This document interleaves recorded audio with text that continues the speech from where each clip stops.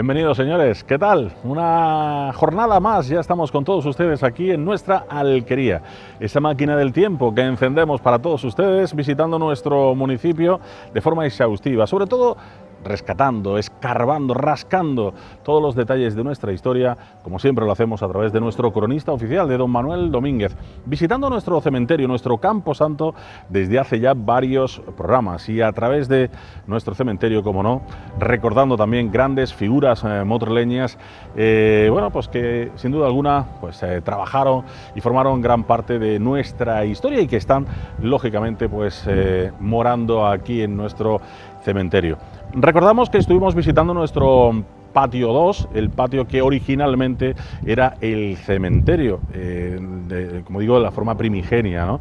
Más tarde se construían los patios 3, 4, 5 y el último, entre comillas, de esa época, en 1858, nos venimos ya al patio 1, un patio que vemos lógicamente con una cierta relevancia, una prestancia y una singularidad bastante especial, puesto que aquí moran también pues familias y personalidades pues con gran empaque, quizás el patio más vistoso, podríamos decirlo así, y el cual nosotros vamos a recordar en el día de hoy. 1858, ¿no, don Manuel? Efectivamente, el ayuntamiento decide ampliar el cementerio, darle cierta prestancia al cementerio. Estamos hablando de 1858, de la idea del cementerio romántico. Los cementerios empiezan a tener pues, cierto valor de la memoria, antes no eran así, y a partir de mediados del siglo XIX cuando los cementerios empiezan a tener cierta prestancia, ¿no? O le intentan darle los ayuntamientos cierta prestancia. Y mantener un poco el caché de la propia familia, claro, ¿no? Sí, un poco, claro, es decir, es la continuación, es decir, se refleja en el cementerio la estructura social de la vida, ¿no? Claro. O sea, a nivel de la muerte, de la estructura de la vida también. Este patio se hace en 1858, se empieza a construir en 1858, la verdad que tarda 30 años en construirse.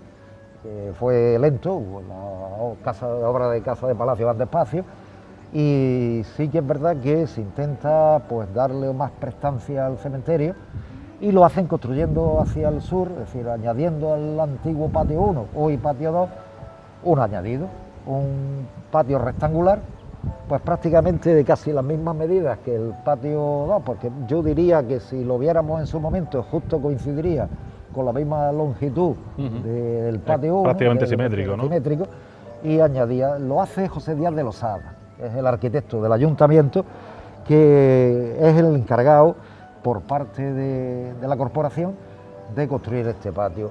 La verdad es que también muy simple, lo único que hace es dividirlo, como podemos ver, dos estructuras rectangulares. La parte central se dedica a 10 panteones y después una serie de nichos, 584 nichos exactamente. En las esquinas se hace una especie de capilla para enterramientos infantiles y depósitos de cadáveres, y en alguna de las esquinas pues se establece también otra de las capillas. Este es el patio con más prestancia del ayuntamiento, del patio municipal, que el ayuntamiento hace, hola Ignacio, hace buscando pues esa idea de darle a un cementerio que por lo que se ve eran 4 muros cerrados y poco más, darle la prestancia que pudiera tener pues no el ayuntamiento, el patio del cementerio municipal de Granada, ¿no? Que era otra cosa, pero sí darle cierta prestancia al de Motril. Sí, no, aquí a diferencia del patio 2, que lo estuvimos viendo el otro día, un patio más cuidado. Un poquito más cuidado, y a nivel de figuras, a nivel de panteones, claro, a nivel de cultura. La ley de 1855 permite a los ayuntamientos que se haga vendiéndolo previamente.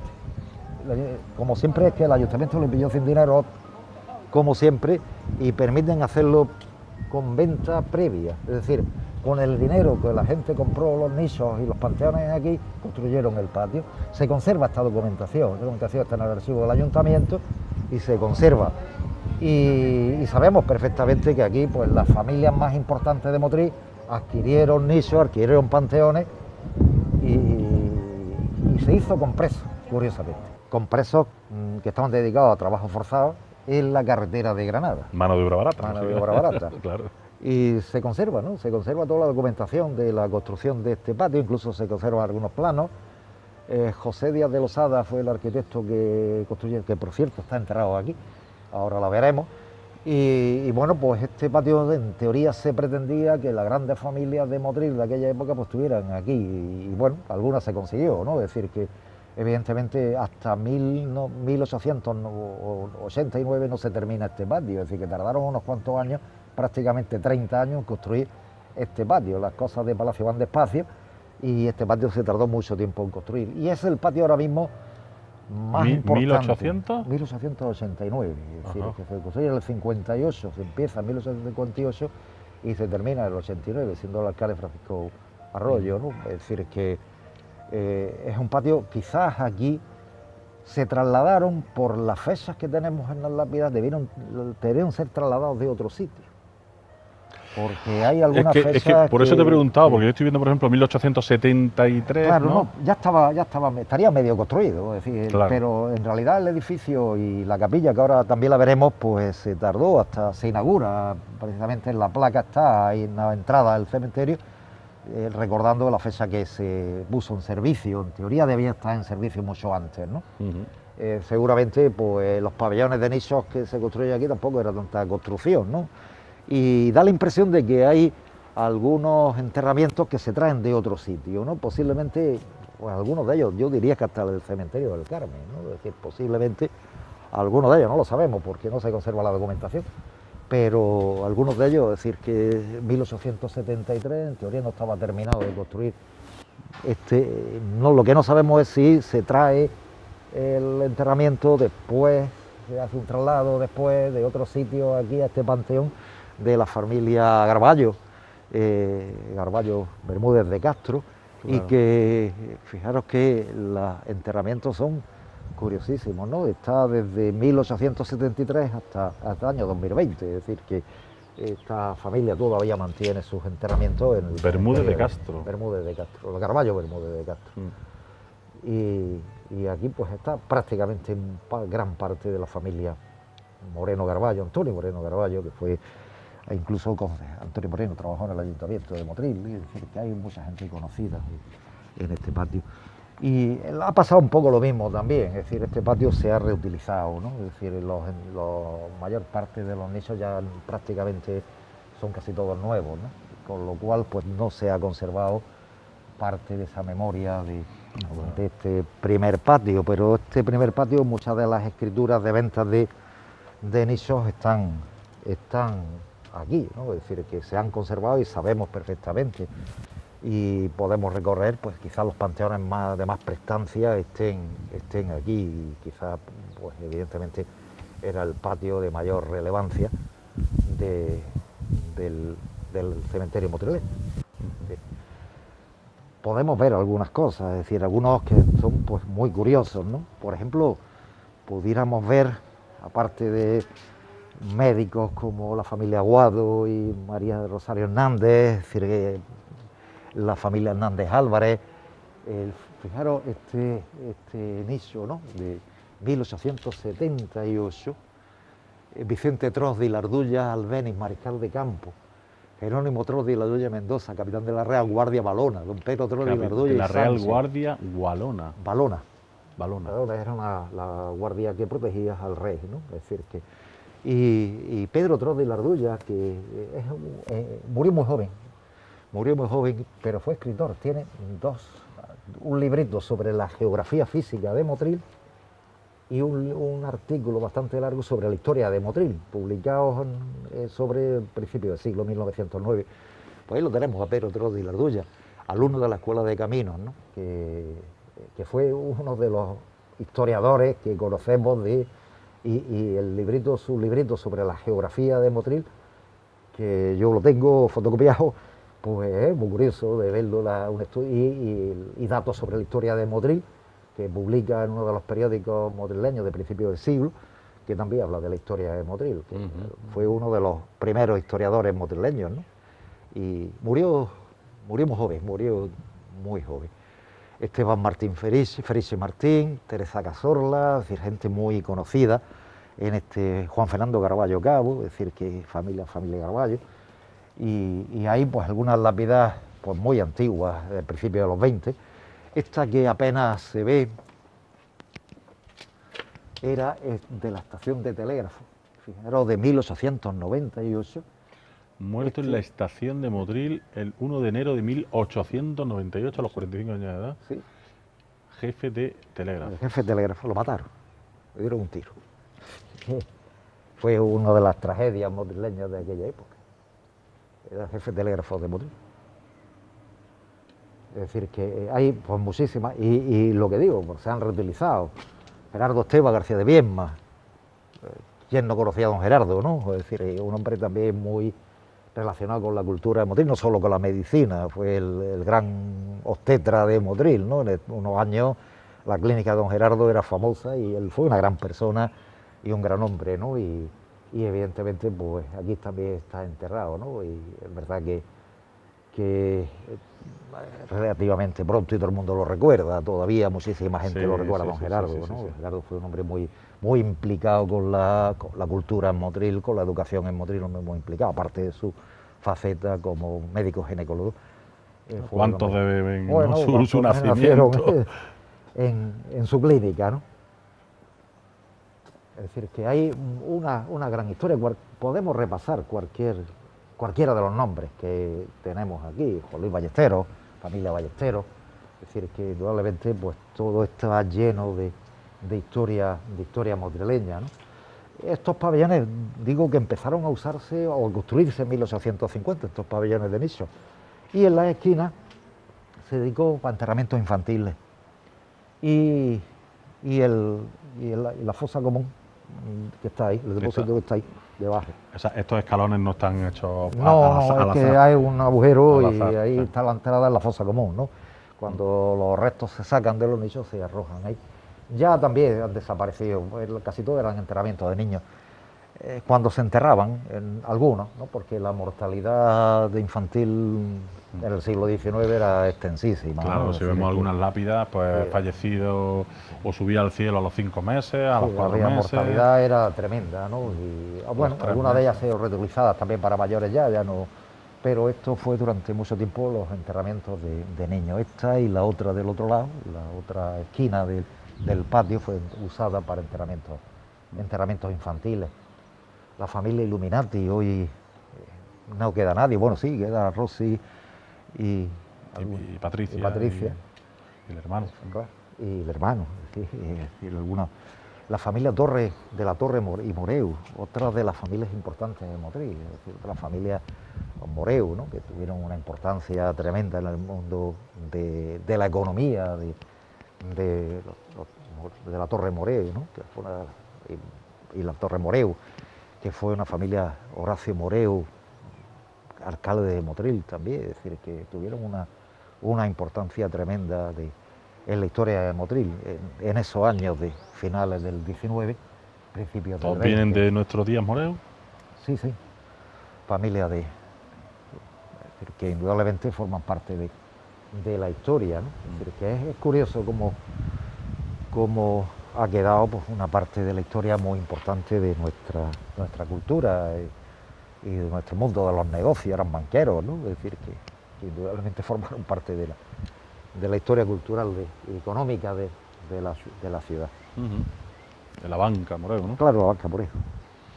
Recordamos que había 3 bancas importantes, ¿no? Eran sí, la Rabasa, la Moreu y Rojas. Y Banca Roja. Y bueno, pues, cualquiera de las lápidas aquí pudiéramos contar muchas historias de las lápidas que paseamos y vemos en este primer patio, ¿no? Yo diría 1880, no se había terminado el cementerio todavía cuando se había enterrado a Carmen Fernández Mejía, Medina de Mejía, que no se había enterrado. Este es el Padre Esteban 854. Moreu, banquero, Padre Esteban Moreu, claro que uno de los grandes banqueros de Motril. En cambio la familia Rabasa tiene otro enterramiento aquí. Este panteón pertenece a la familia Rabasa. Hay muchas historias aquí en este primer patio. Fernando Bengoa, es decir, que hay muchísimas historias. que nos cuentan historias del Motril pasado, personajes del Motril del siglo XIX, es que cuando cualquier enterramiento de 1880 hace referencia fundamentalmente a mediados del siglo XIX, es decir, que esta gente vivió a mediados del siglo XIX y tuvieron mucha importancia en el Motril de aquella época, ¿no? Muchos apellidos conocidísimos. Muchísimos apellidos conocidos. Algunos que no me suenan, por No, ejemplo, Mantarás y Gans. No, tampoco lo conozco yo. Este, por ejemplo, Mantarás, administrador de aduanas. Administrador de aduanas, sí. De esta.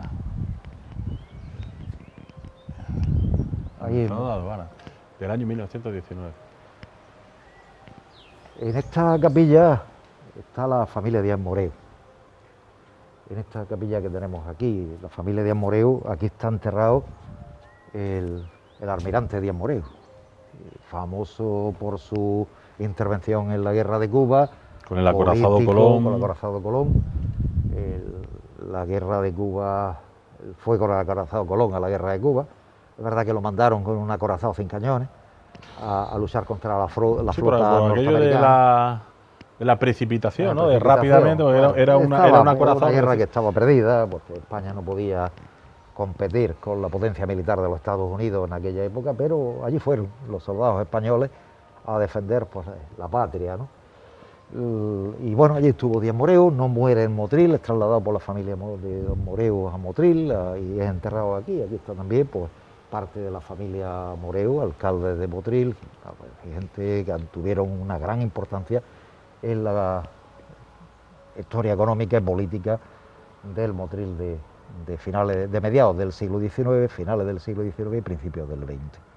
Pero Díaz Moreu, por ejemplo, fue senador, es decir, fue uno de los grandes cargos de la historia de Motril también, aparte de comandante de navío, fue también senador político, compitió por la alcaldía de Motril también, es decir, que fue un personaje que, aunque él parecía que no era muy político, no le gustaba demasiado la política, sí que estuvo en política, fue íntimo amigo de Canaleja, del presidente de gobierno Canaleja, y seguramente por la amistad con Canaleja él terminó siendo diputado por Alicante o senador por Alicante, pero sus días muere en Alicante, pero la familia lo traslada aquí a Motril y aquí está enterrado. Uno de los grandes personajes, claro, uno de los ilustres motrileños, de la historia más moderna del Motril, de finales del 19 y principios del 20. Yo no hace mucho creo que di una conferencia en su centenario, di una conferencia hablando de él, y la verdad es curioso, porque estuvo en Filipinas, estuvo en África, es decir, que se recorrió todos los escenarios bélicos de la España de aquella época, de la guerra española en Filipinas, en el norte de África, en Marruecos, estuvo en la guerra de Cuba y terminó, pues, de político, terminó con cargos políticos de diputado, senador, y unas veces por Motril, por Granada, otras veces por Alicante, y esa fue su vida, una vida, pues, de aventurero, ¿no? Es decir, la vida tuvo aventuras impresionantes para escribir una novela de la historia. De hecho, salvó su vida precisamente allí en Cuba, ¿no? Con el acorazado Colón, que se hundió, sí. y él sí fue rescatado, ¿no? Sí, fue rescatado por los marineros, por la Armada norteamericana, fue recibido como héroe, con honores por el gobierno norteamericano y devuelto a España por el gobierno norteamericano. En olor de heroicidad, ¿no?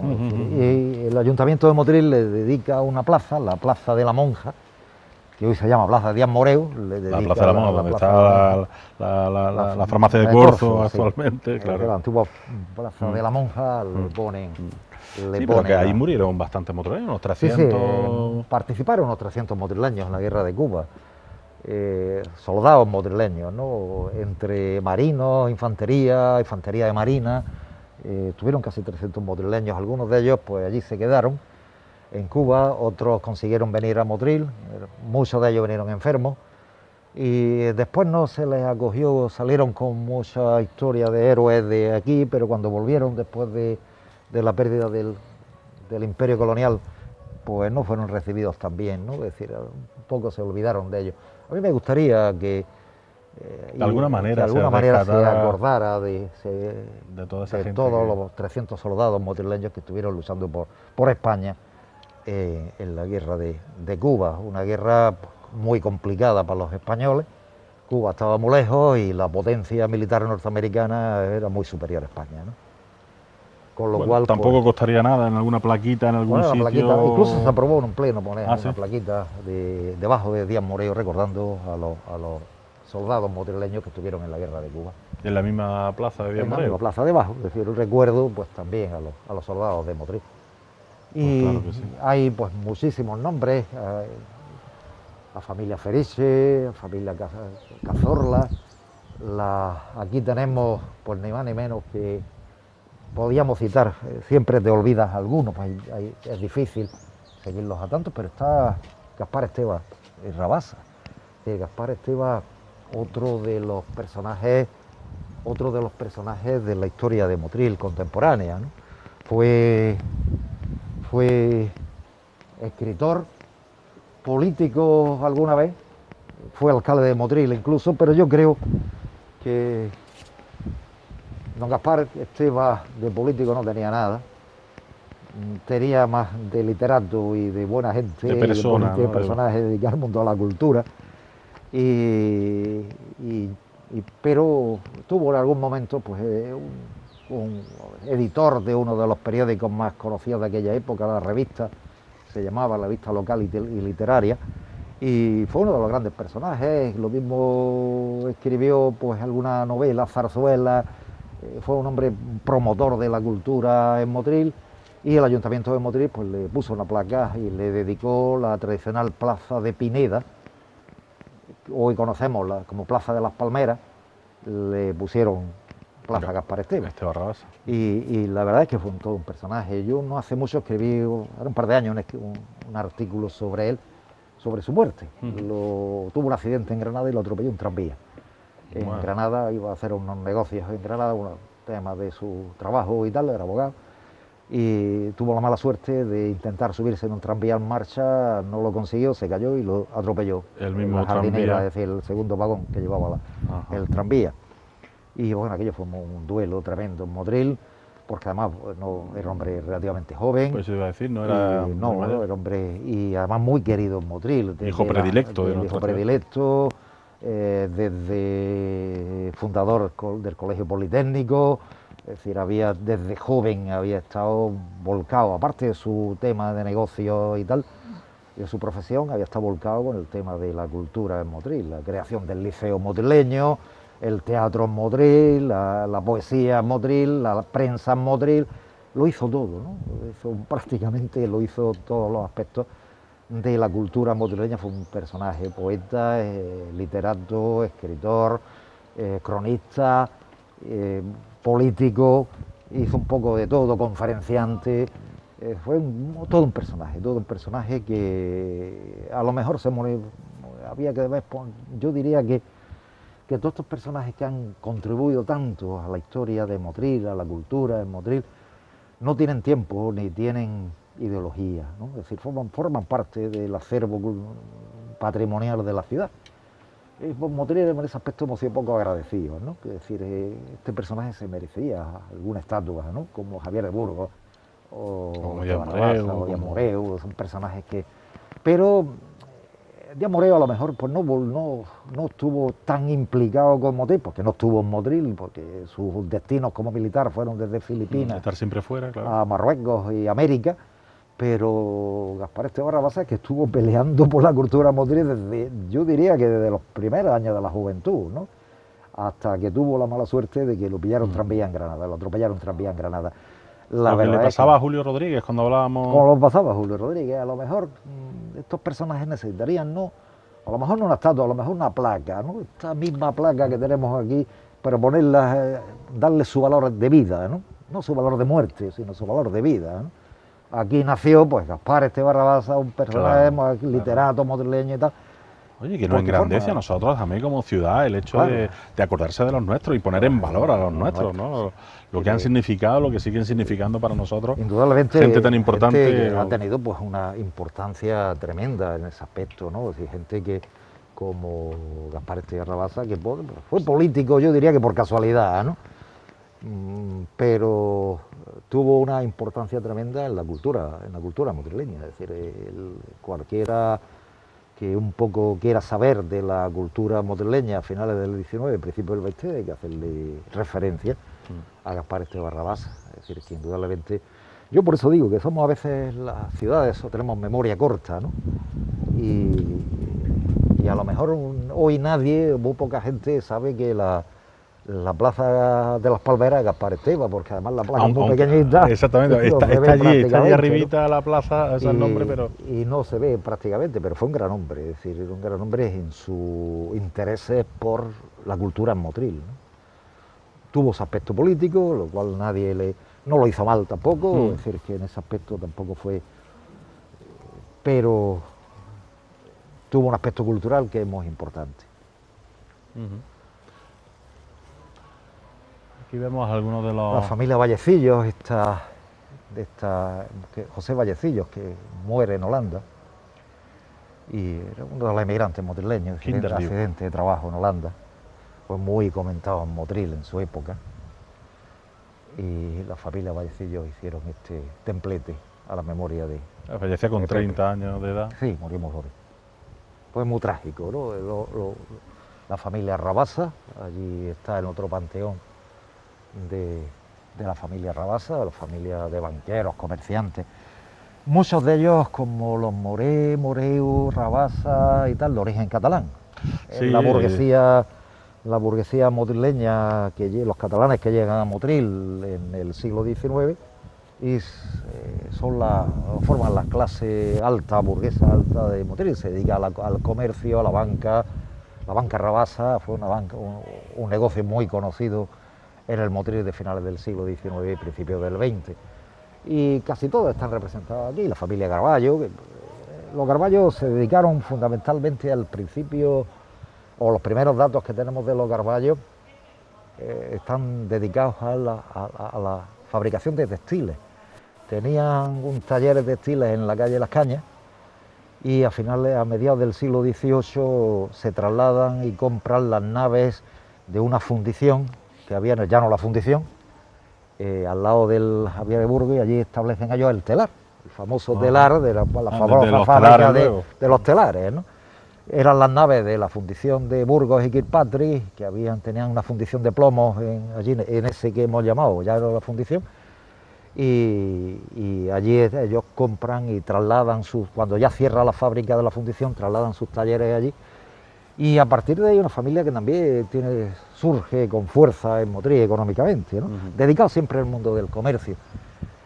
Y formaron parte de la burguesía motrileña, la familia González Carrascosa, provenientes del Obre, y que se establecen también en Motril, y que tienen pues, yo siempre recuerdo a mi amigo Juanjo González Carrascosa, escribano González Carrascosa, y evidentemente pues tuvieron una gran importancia los González Carrascosa en la historia madrileña. Juanjo y José Luis, que no están y Teresa, que es la madre, González Carrascosa, el González Carrascosa, don Francisco González Carrascosa, que fue director general del Ministerio de Agricultura durante la República, y después fue un famosísimo abogado.